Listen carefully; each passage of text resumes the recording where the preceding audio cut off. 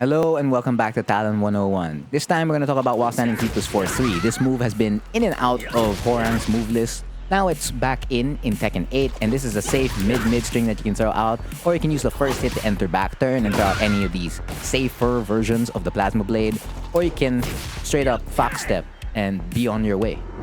So let's talk frame data first, as per usual. While standing 3+4 is 20 frames, and this +2 on hit. And then if you get it on block, it's -9. Yeah, I mean, +2 is fine for a back turn mix because your Plasma Blades will now come at 12 frames, and your back turn jabs will now come at 6, and your back turn low will come at 10. It's just that you don't really have a power crush, so if your opponent does decide to armor through your options, well, for as long as you're using a fast move, you'll be okay, but if you use a slower move, yeah, you get the point. You're gonna get hit. Now, if this does happen on block, you're still stuck in back turn, and it's hard to block here. So you have 3 ways to do it. Number 1 is to do down back back.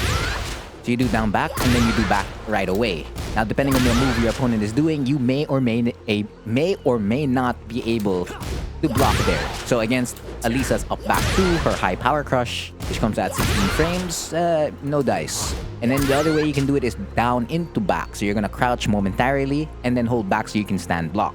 And then your last way of blocking at -9, if you're permitted to, is to do down forward into back. And there, as you can see, you like straight up. It's the same thing with like the down earlier. You avoid the high. Now let's just change this into a mid, a short mid. So up back 2 is an advancing high power crush. Let's say if an opponent does a mid that keeps them in place, can you still use these 3 methods to block? So if you do down back back, oh, you completely fine, the DF1 whiffs. You do down into back. Oh, I got hit there. Still get hit there. Nope, still get hit. So this will definitely be on the slower end of inputs. And then your last one is down forward into back. And wow, you just phase through Alisa's DF1 there. Now, is this reliable? No. And this usually only works because your opponent is thinking about the second hit of the string while standing 3+4-3. So they'll let this go while standing 3+4 go on block or on hit because they don't want to get counter hit by the second hit of the string, which will guarantee a back 3 or an FF3. So to review its frame data, this comes out, the second kick comes out at 21 frames. It's +5 on hit, and then it's completely safe at -6. Now, yes, the second kick is very open to reversals and parries. It's not a heel. The second kick is not a heel, so it's a foot. It's a leg, so they can parry it, they can reverse it, it is what it is. But it's -6 on block, so you're completely fine. Now, can you really move? Not so much, but if you want to be cheeky, feel free to like throw out a down jab, right? And this will always return you back into left foot forward. Now, the +5 on hit is pretty big because this is forced crouch. So just imagine like while standing 4-4, but it's +5, or up forward 2 at +5. So now your opponent's pretty much stuck in place. So if you're on player 1 and they're on player 2, they can only step towards the right, right? So if we change this to sidestep right and we do while standing 3+4 and we F1+2, they're stuck in place. If you do DF1, they're also stuck in place. Of course, you can't use DF2 because that will track towards the other side. So if we swap sides here and do while standing 3+4-3, then you'll catch them with DF2. So a lot of the situations are the same with like LFS1 or RFS2. It's just that it's mainly left foot forward, so it gets 4-3 and LFS1, which makes it okay. But it's still on the slow end, this whole string. And its tracking also got a little bit worse in Tekken 8. Actually, I don't even know if it's a little bit. I think like it's completely worse in 8. Why?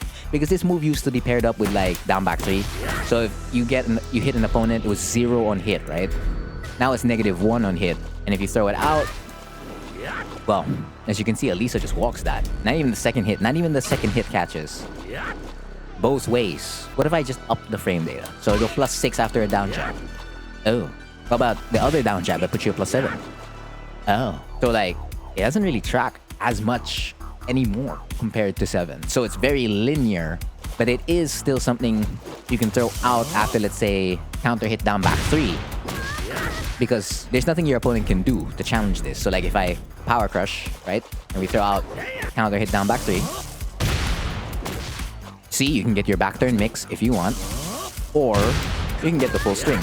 Completely safe. They can't even backdash it, by the way. So like, this is the one place where it's still gonna get a lot of usage. So if you're a little bit slow with FF3 or running 3 right after counter hit down back 3, then yeah, this is the place where you can put it. But yeah, as you can see earlier, the second hit of while standing 3+4-3 did whiff there against Elisa. Now, so this is for characters with really good backdashes. So against the rest of the cast, on average to below average backdashes, you should be completely fine there. It's like the safest option you can throw out, which still gives you some pretty good reward, and it's not completely ending your turn on block. For every other situation, let's say counter hit down 4 or even the down jabs on hit, think of it more of like a layer 3 to like layer 4 option, because other stuff are holding this down, like while standing 3 or even while standing 4. So it's like additional mental stack versus your opponent when you're trying to use it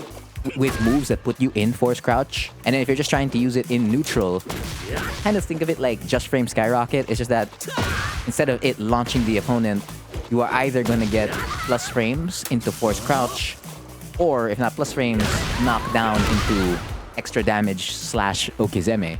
The one place where it still has a lot of usage though is at the wall. So if you get a regular wall combo, right, you replace it with while standing 3+4-3. Now there's nothing guaranteed here. You just get really good okizeme, just like LFS3 F4. And FF3 is like one of your go-to options. So everything you could do on LFS3 F4, you could do here with while standing 3+4-3. You can go into RFF. You can go into left flamingo. And there's not much the opponent would be able to do in this situation. They just have to like guess with like all the options you have available. And it does have an option to like just go straight into back turn. So now you can even hit them with back turn plasma blades, back turn lows, or hit them with the throw. Yeah, so it's pretty good for Oki and as a wall ender.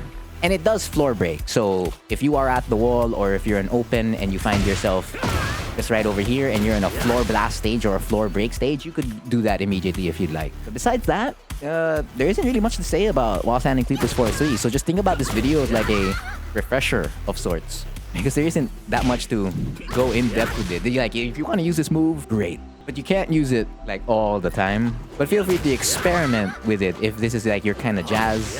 If not, just know that you have an easy access option right after counter hit down back 3 against characters who have, you know, a weaker or an average backdash. And even if they do have, like, if they're not backdashing there, it's just like, yeah, I can throw it out. Why not? It's safe. That's the most props I can give it now. Yeah, so that's pretty much everything I know about while standing 3+4-3. That has been the lesson for this video. Again, I've been Frontier, and thank you for watching.